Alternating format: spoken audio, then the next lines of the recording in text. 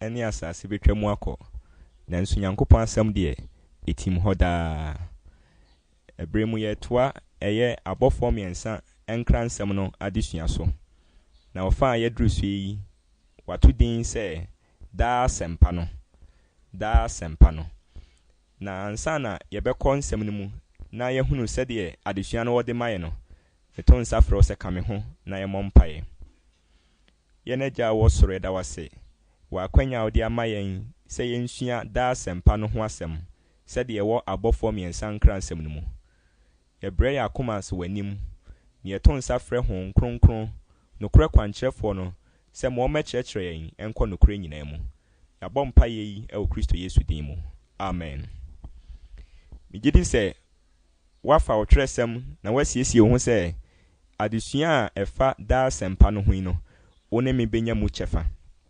yɛdi kan asua hunu sɛ abɔfo miensa nkra nsɛm no ɛyɛ nkra nsɛm a ɛbɛkɔ wiase mfa na nyinaa ɛne amanaman nyinaa na ayɛ adanseɛ ansa na awie no aba ansa na Kristo Yesu maya ɛtɔso mienu no aba na wɔ saa nkra nsɛm yi mu no na hyɛseɛ eyi adesua kɛseɛ bi adi ma me no mienu na no na ɛbɛyɛ yɛadesua yi enyina soɔ na mama yɛnkɔ baabi a yɛhunu abɔfo miensa nkra nsɛm no ɛyɛ adisɛm tidunan hɔ no tikyemu a yɛ nsia ne nson no na yɛnhwɛ sɛdeɛ ɔkafa da sempa a yɛsua ɛho ade no Awurade asɛm ni na mehunu ɔbɔfo foforo a otunam soro mfimfini a okura da sempa bi rekɔka kyerɛ wɔne a wɔte asase soɔ ne aman ne musuakuo ne kasa ne nkrɔfo nyinaa na wɔde ne kɛseɛ tia mu sɛ munsuro Onyankopɔn na monhyɛ no animonyam efiri sɛ n'atemmu dɔn adu na monkoto deɛ wɔyɛ ɔsoro ne asase ne ɛpo ne asutire no enti enkra nsɛm a etwa sɛ ɛkɔ wiase mfana nyinaa ɛkɔ amanaman musuakuo kasa ne nkrɔfo nyinaa nkyɛn no ɔfrɛ no sɛ da sempa na numu na wɔse wɔtea mu ka sɛ monsuro Nyankopɔn na monhyɛ no animonyam firi sɛ n'atemmu dɔn adu na monkoto deɛ wɔyɛ ɔsoro ɛne asase ne ɛpo ɛne asutire no na ɛfa da sempa no ho no sɛ wohwɛ ɛho adesua a sɛn kora na esiteɛ sɛ wohwɛ twerɛ kronkron mu a asɛmpa no nyina soɔ etim Kristo Yesu a ɔne ne menom yɛ no nkwagye wura no emu na kasa da sempa ɛma ɛba mu sɛ wɔawɔ ntoatoasoɔ nyinaa mu no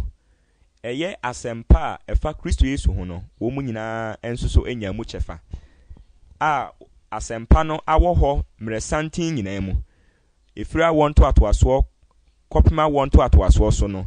yɛnya asɛmpa baako pɛ a ɛfa Kristo Yesu ho nanso Nyankopɔn fa nneɛma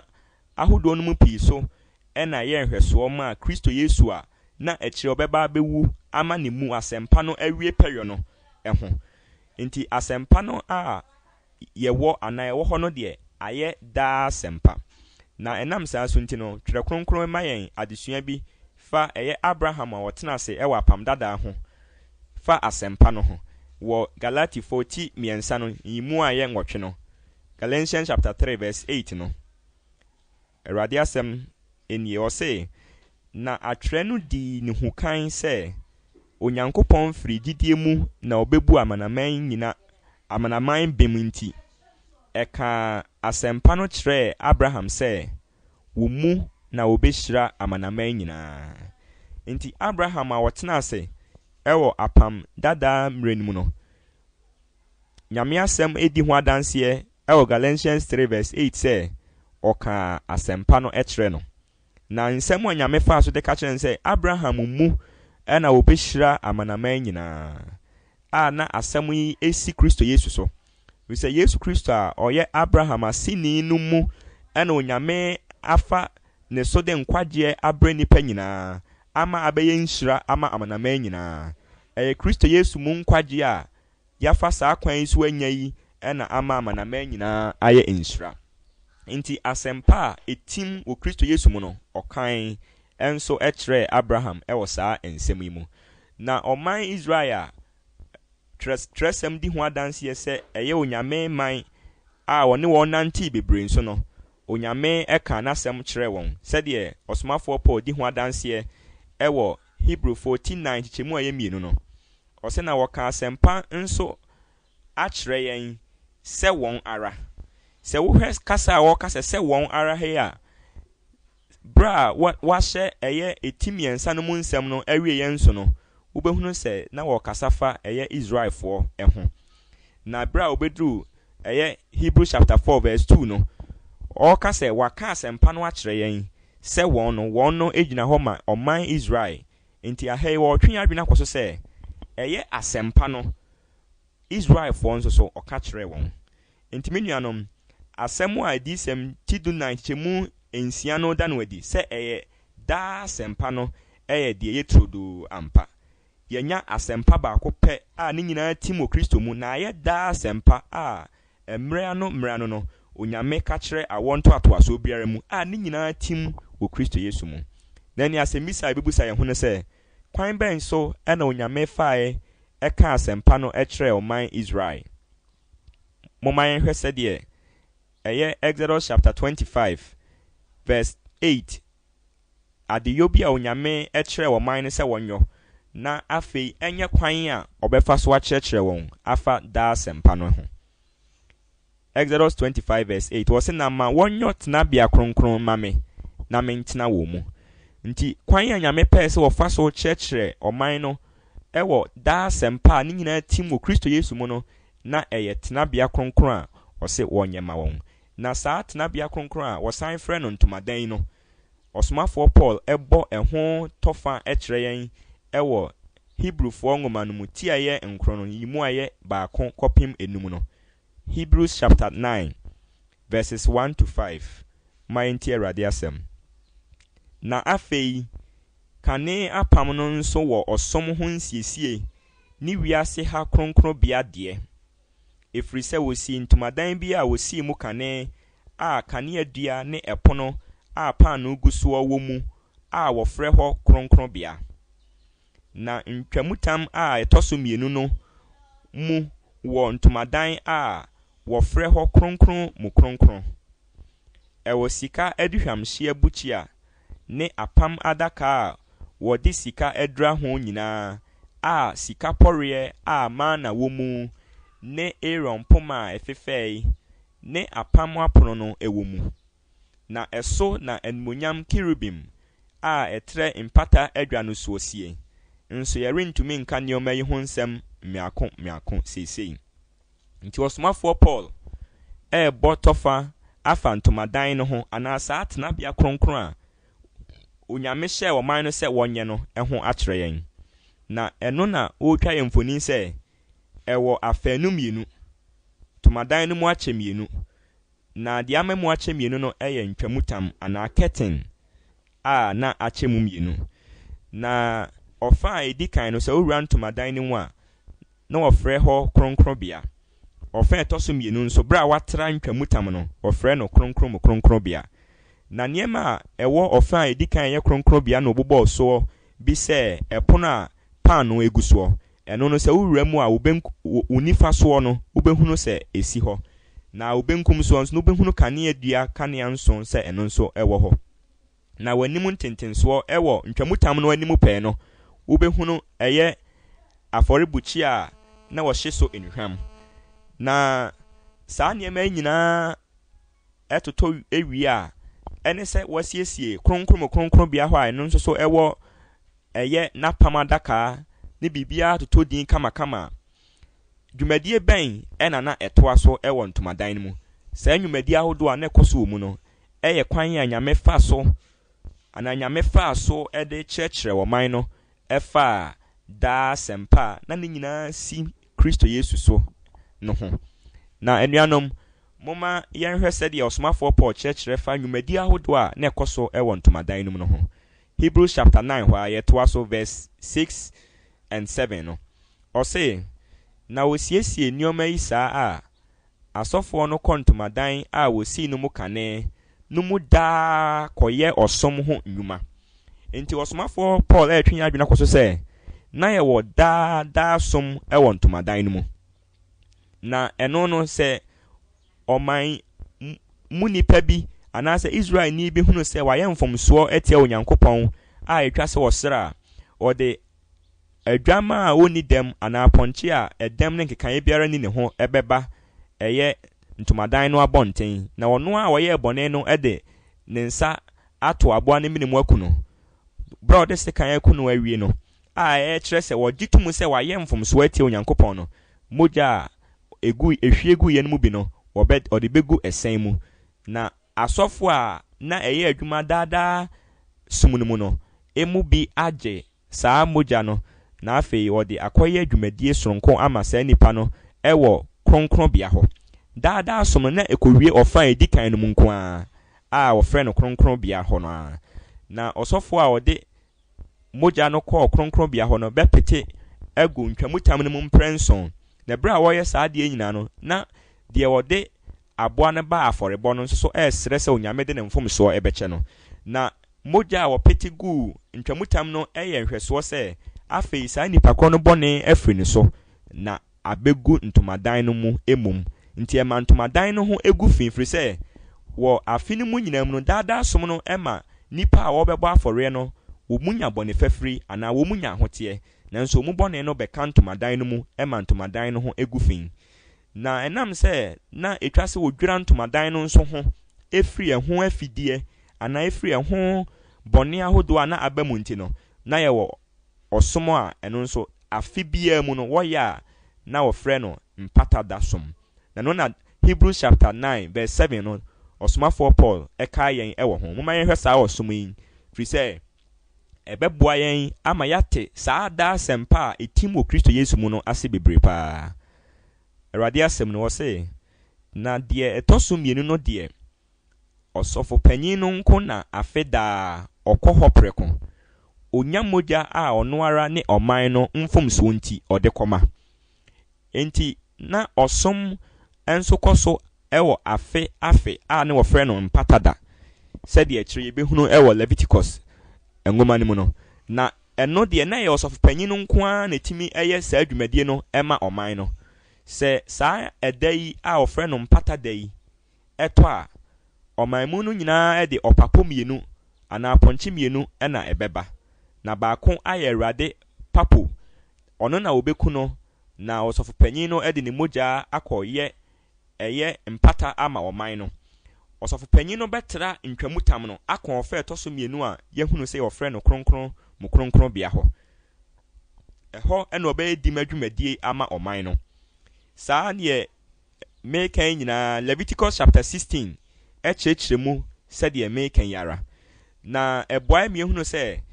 sɔfoɔ no duru ɛyɛ kronkron mu kronkron bia hɔ a wɔ apam adaka no anim no ɔmpete mogya a wɔde kɔɔyɛ no ɛwɔ mpatadwa no anim mprɛ nson ɛbra a wɔyɛ sɛ adwumadie nyinaa ɛyɛ deɛ ɛkyerɛ sɛ ɔpata ama ɔman no adwira ɔman no ho afiri ɔman no bɔne nyinaa ho na bra a wɔawie sɛ adwumadie no waba ɛde mogya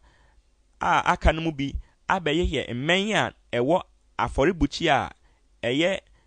enuhwamhye afɔrebukyi a esi ntwamutam no anim pɛɛ ɛwɔ kronkron bia hɔ no ɔde mogya aka no bi abɛfa hɔ ɛde ayɛ adanseɛ sɛ ɔman no bɔne a na abegu kronkron bia ɛne ntomadan no mu fi nyinaa no afei wadwira ɔman mu no nyinaa bɔne ho na wate ɔman no ɛbɔne ho ɛkorakora na saa dwumadie nyinaa bra ɛkɔ so titiriw bra asɔfo panyin no ɛwɔ kronkron bia hɔ no ɔman mu no nyinaa nso bɛwɔ n'abɔnten na ɛyɛ bra wɔn mu nso ɛsrɛ wɔn bɔne ɛyɛ bra wɔn mu ɛbrɛ wɔn krase ɛwɔ Awurade anim sɛ bɛyɛ a wɔn mu betumi anya ahoteɛ ɛne fafiri ɛwɔ Awurade mu na moma yɛhwɛ sɛdeɛ Leviticus chapter 23 verse 27 to 30 ɛma yɛhunu sɛdeɛ na ɛda no mu dwumadie ɔman no esi hunu no esi ɛfa Mose ngoma ɛtɔ so mmiɛnsa eti ɛyɛ aduonu mmiɛnsa yimu a ɛyɛ aduonu nson kɔpem aduasa no Awurade asɛm no wɔse bosome a ɛtɔ so nson yi ara da a ɛtɔ so du ne mpatada munhyia nhyia kronkron na mommrɛ mo kra ase na momfa ogya afɔdeɛ mmrɛ Awurade na ɛda no monyɔ adwuma biara Efiri sɛ ɛyɛ mpata da a wɔpata ma mo Awurade mo Nyankopɔn anim. Verse 29. Na ɔkra biara a ɔmmerɛ ne ho ase da no no wobetwa no afiri ne man mu atwene. Na ɔkra biara a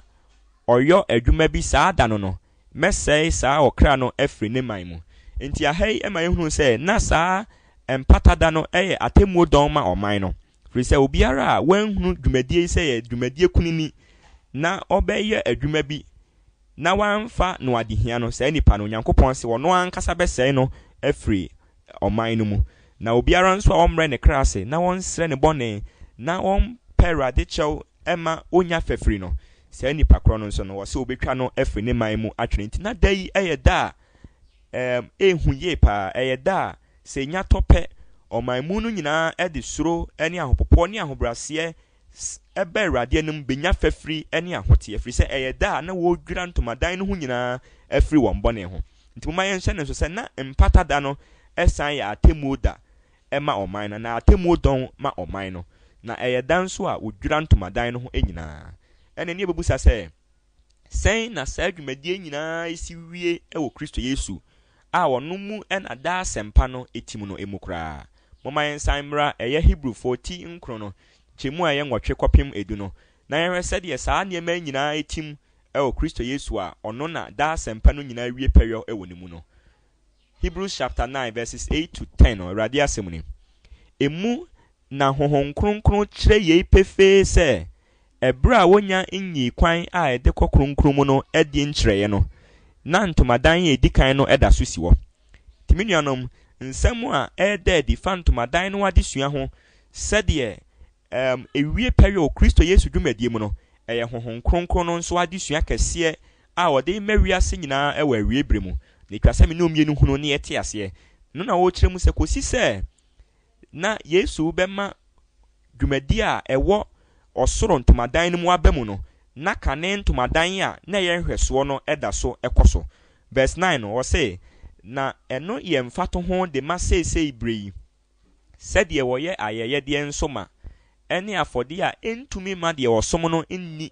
mu n'ahonim fa mu na ɛne nnuane ne anoneɛ ne adwareɛ hodoɔ yɛ honam nsiesie nko a ɛda hɔ sɛ wɔnyɔ nkoduru ntotoyɛ brɛ no. Enti afɔrebɔ ahodoɔ a na ɛkɔ soɔ ɛwɔ ntomadan a na edi kan no mu no nukure mu no na entumi mfa ahoteɛ ma nanso na yɛ nhwɛsoɔ ma Kristo Yesu a ntotoyɛ brɛ no duru a ne mu asɛmpa no nyinaa bɛwie pɛyɔ no. Enti ɛna na saa dwumadie yi ɛkɔ so na onyame ama na basa sɛ bɛyɛ adesua akyerɛkyerɛ wɔn a ɛbɛtena sɛ saa brɛ no mu afa Kristo Yesu a ne mu ne nyinaa bɛwie pɛyɔ no. Ntotoa so a Hebrews chapter 9 hɔ naa no verses 11 and 12 no toa so sɛ na Kristo a ɔbaa sɛ nipa a ɛrebɛba no ho sɔfo panyin nam ntomadan a ɛso na ɛyɛ pɛkyɛ ne soɔ a wanfa nsa ansie ɛne sɛ ɛmfiri adibom mu nanso ɛnyɛ mmerekyie ne anantwie ɛma mogyaa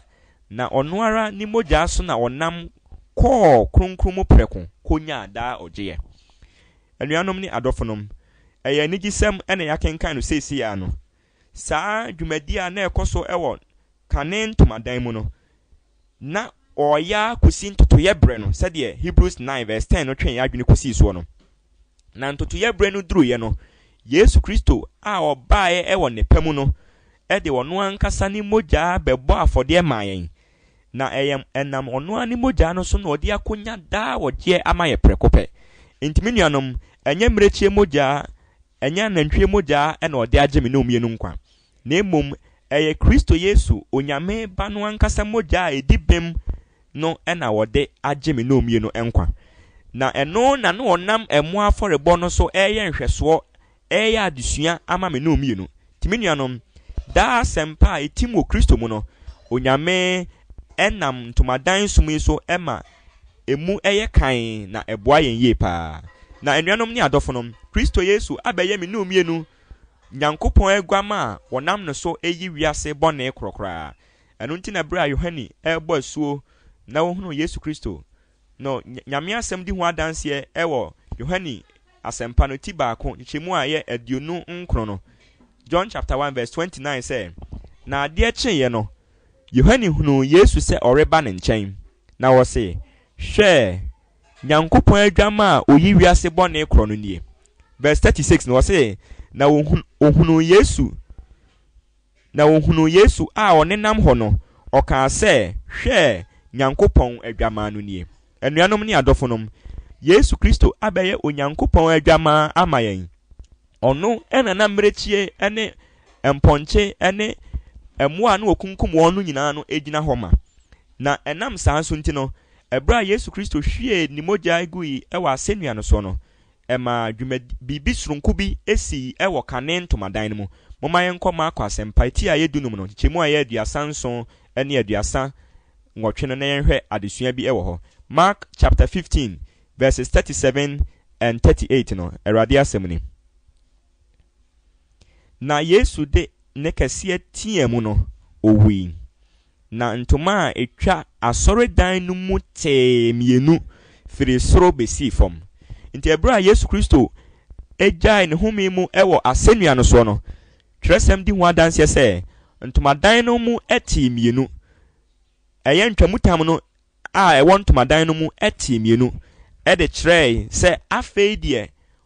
kane ntomadan no aba na wieyɛ. Ifiri sɛ awie pɛwɛ wɔ Kristo Yesu a ɔnam na de hyimogya so awu ama yɛn no na wɔde anya daa ɔgye ama yɛn no emu. Nti enhia sɛ wɔde mmoa mogya wɔde ɛmoa ɛbɛyɛ ayayadeɛ ɛma yɛn bi. Ifiri sɛ yɛnya ayayadeɛ kronkron, yɛnya afɔrebɔ kronkron, yɛnya afɔrebɔ a yɛpɛ wɔ Kristo a wayɛ ade nyinaa so nkwagye wura ama yɛn no. Na me nuanom, Yesu nam ne mogya a ohwie gui ɛwɔ Calvary so no abɛyɛ me no mienu sɔfo panyin sɛdeɛ Hebrewfoɔ ngoma no ti a ɛyɛ nwɔtwetwemu a ɛyɛ baako ɛne mienu ɛda no adi no. Hebrews chapter 8 verses 1 and 2 Awurade asɛm nim. Na nsɛm a yɛreka yi mu titire nie. Yɛwɔ saa ɔsɔfo panyin a wakɔtena tumi kɛseɛ ahengua no nifa ɔsoro sɛ kronkron bea ne nokorɛ ntomadan a Awurade no ara na ɛnyɛ nipa pamoyɛ no mu sɔfoɔ. Timi nuanom, Yesu Kristo ɛnam ne wuo ne ne wusɔreɛ no akyi hyɛne a wɔhyɛne ɛsoro no ayɛ me no mienu sɔfo panyin ɛwɔ nokorɛ ntomadan a Awurade no ara si mu. Yɛhunu sɛ kane ntomadan no deɛ onyame na ɛka kyerɛ ɔman Israel sɛdeɛ ɛdi kan hunu Exodus 25 verse 8 no sɛ wɔn mu nyɛ saa tenabea kronkron deɛ nipa nsa na wɔde pamoe. Na ɔsoro a ntomadan no deɛ ɛyɛ Awurade no ara ɛna pamoe. Na emu ɛna yɛwɔ sɔfo panyin a ɛyɛ Kristo Yesu a ɔbra a ɔde ne mogya abɔ afɔre maa yɛn no akyiri no wakɔtena hɔ. Na me nuanom, Yesu dwumadie mu nso no etwa sɛ ɛtoa adesua a kane ntomadan no ɛde maa yɛn no so ɛpɛɛ. Enti sɛdeɛ Yesu hyɛn ntomadan no mu sɛ ɔbɛyɛ dim adwumadie ama yɛn daa sɛdeɛ kane ntomadan mu adesua de maa yɛn no sɛ nso etwa sɛ mpata da dwumadie no sɛdeɛ na ɛkɔ so wɔ kronkron bia no Kristo Yesu ɛyɛ ma yɛn na wɔde te kronkron bia no ho efiri ɛho afidie ana efiri ɛho bɔne no mu. Na me nuanom, ɔsomafoɔ Paul ɛkyerɛ mu pefee ma ɛda adi sɛ ɔsoro ntomadan no nso hia sɛ wɔte ho ana ɔsoro ntomadan no hia sɛ wodwira ho firi ɛho afidie ɛho bɔne a ɛgu ho fi nyinaa. Ne yɛteɛ ne sɛ menu mienu bɔne a yɛyɛ na yɛde bɛto Awurade anim nyinaa no ebegu ɔsoro ntomadan no ho nso fi. Na mo yɛhwɛ saa asɛm yi ho ɛnhwɛsoɔ anaasɛ nneɛma a ɛma saa asɛm yi mu ɛyɛ trodo ɛwɔ Hebrews chapter 9 verses 22 to 24 no ɔse na ɛrekamea yɛ sɛ ade nyinaa wɔde mogya na ɛte ho sɛdeɛ mmara no teɛ na mogya ɛngu a fɛfiri mma. Moma yɛntie ha yɛ verse 23 no ɛnneɛ na etwa sɛ wɔde yɛnum te ɔsoro nneɛma no ho nhwɛsoɔ ho na ɔsoro nneɛma no ankasa deɛ wɔde afɔdeɛ a ɛyɛ kyɛne yɛnum na ɛte ho. Me nuanom, ɔsoro ntomadan no nso ehia ahoteɛ na ɛno deɛ wɔmfa mmerekyie mogya anaa nantwie mogya na mmom afɔdebɔ a ɛkyɛne saa nneɛma yi a ɛyɛ Kristo mogya ɛna wɔde ɛte ɔsoro ntomadan no ho. Nti Kristo ankasa ɛnam n'afɔrebɔ kronkron no so abue kwan sɛ ɔbɛte ɔsoro ntomadan no ho na ɔde ɔno ankasa mogya. Na me nuanom, tie sɛ ɛne gye sɛm yi verse 24 no wɔse na Kristo anhyɛ ne kronkron bea a wɔde nsa yoi a eye kronkron bia pa ara no ho nsenkyerene no mu na emom ohyene osoro ankasa se afi orikoyi ne ho adi onyankopon anim ama yen menuanom Yesu hyɛn a wahyɛn wɔ soro ntomadan no mu no ɛyɛ me ne omienu enti ɛna wahyɛne hɔ Yesu a ne mu na daa sempa no wie pɛyɔ no a wayɛ yɛn sɔfo panyin wɔ soro ntomadan no mu no menuanom ɛyɛ me ne omienu di madwumadie enti ɛna wɔ hɔ enti eni sɛ me ne omienu ɛma saa adwumadie yi ɛba kwa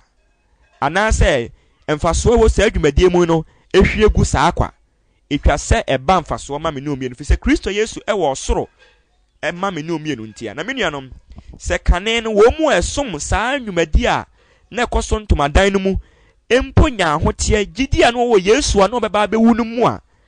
moma yɛn hyɛ nsɛm bi a ɔsomafoɔ Paul egyina saa nsɛm yi so ɛde to yɛnfoɔ Hebrews chapter 9 verse 13 and 14 ɔse na sɛ mmerɛkyie ɛne anantwini ni mogya ne nantwibere nso a wɔde dwura wɔn a wɔn ho agu fin te wɔn ho kɔ honam ahofiri mu a empre ahiara na Kristo a ɔnam daa honhom so de ne ho bɔ afɔdeɛ a ɛho ni dɛm ma onyankopɔn no mogya rentem ahonim ho mfiri nnwumafunu mu nkɔsom onyankopɔn a wɔte aseɛ menuanom sɛ saa nneɛma na yɛn hwɛsoɔ a ne nyinaa tim wɔ Kristo ada asɛmpa wie pɛyɔ no mu no ɛma wɔn mu etu ho anamɔn gidie mu no ahofiri a empre ahe ɛna Yesu Kristo a ɔnam daa honhom so ɛde ne ho ba afɔdeɛ ma yɛn a ɛho ni dɛm ma onyankopɔn no ɛnte yɛn ho ɛmfiri nnwumafunu ho menuanom moma yɛnya gidie wɔ Yesu mu sɛ na afɔrebɔ kronkron ɛne na sɔfo dwumadie ɔsoro ebetumi ɛde daa ɔgye abrɛ me ne omienu menuanom ɛnam saa nsɛm a yenim sɛ aba mu ɛwɔ Yesu Kristo mu ɛnam saa daa sempa aba mu wɔ Kristo dwumadie mu nti no yɛnam ɛnam yɛ mu yɛnam gidie mu ɛka no pefe sɛ menuanom yɛbetumi ayɛ Kristo Yesu yɛ agye nkwa a ɛnyɛ yɛ adwendwene a ɛnyɛ yɛ akyinnyɛ menuanom mekamfo Yesu ma wo ma Yesu nyɛ wagye nkwa ma Yesu nyɛ w'awurade ma Yesu nyɛ wo sɔfo panyin na nam saa Yesu dwumadie a ntomadan yɛ kyerɛkyerɛ afa ne ho sɛ wɔnam ne wuo ne na fɔrebɔ no so ayɛ me ne omienu sɔfo panyin wɔ soro nti no menuanom moma yɛntie saa afutusɛm ɔsomafoɔ Paul ɛde ma yɛn bra ɛde asɛm yɛba na wie no Hebrews chapter 4 verses 14 to 16 no ɔse enti sɛ yɛwɔ ɔsɔfo panyin kɛseɛ a watwa wɔ soro mu Yesu Nyankopɔn ba no yi moma yɛnsɔ yɛn asɛm a yɛgyina so ka no mu denden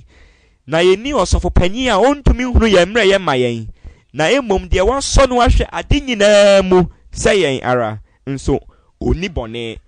enti moma yɛmfa ɛnam mmra adom ahengua no anim na yɛnya mmɔborɔhunu na yɛhunu adom na ɛbra a ɛsɛ mu aboa yɛn menuanom ma saa daa sɛmpa yi ho adesua a ntomadan no atwa ho mfoni akyerɛ yɛn sɛnea wie pɛyɛ wɔ Kristo a wayɛ me ne omienu nkwagye wura ɛne me ne omienu sɔfo panyin no ɛnyɛ deɛ bɛma yɛn nam yɛ ɛnyɛ deɛ bɛma yɛn akokoduro ama yɛaba adom ahengua no anim menuanom Yesu a wayɛ me ne omienu nkwagye wura no nti no yɛbɛtumi aba adom ahengua no anim akokoduro mu na yɛba a bɔhyɛ no ne sɛ yɛbɛnya mmɔborɔhunu bɔhyɛ ne sɛ yɛbɛhunu adom menuanom kae sɛ bɔne biara ni hɔ a ɛso sɛ ebetumi akyɛ ne Kristo Yesu afɔrebɔ no mfa so a ɛyɛ fafiri ɛne ɔgye a ɛde brɛ yɛn no enti ɛmfa ho ɛne bɔne biara a yɛayɛ Yesu ɛɛto nsa frɛ yɛn na ohia yɛn akoma na ohia sɛ yɛde ma no korakora na ɔno nso ɛgye yɛn ɛyɛ wo mpaebɔ sɛ saa daa sɛmpa a ɛde nkwagye abrɛ wɔ Kristo Yesu mu yi no wɔn nso wɔbɛgye Yesu adi ayɛ no wɔn nkwagye wura ayɛ no wɔ tenene ayɛ no wɔ sɔfo panyin ɛne me nua adɛn na wonka me ho ma yɛ mmɔ mpaeɛ yɛn agya a wɔsoro ɛda wase wɔ adesua kunini a wɔde ama yɛn ɛwɔ daa sɛmpa a ne nyinaa tim wɔ Kristo Yesu mu yi yɛn mpaebɔ ne sɛ gye yɛn akoma fa yɛn nipadua na fa yɛ wɔ de akorakora sɛ yɛdwendwene sɛdeɛ Yesu dwumadi a wayɛ ama yɛn ho a agya neɛ yɛbɛyɛ ne sɛ yɛde ɛho nyinaa mmom bɛma no ɛno nti yɛsrɛ wo sɛ sesa yɛn na yi yakoma aboa yi firi hɔ na ma yɛn akoma foforɔ a ɛte w'asɛm na de yɛ adwuma. Ma wo honhom kronkron tena yɛn mu na yɛn nsɔ ano ma nkwagye a wode ama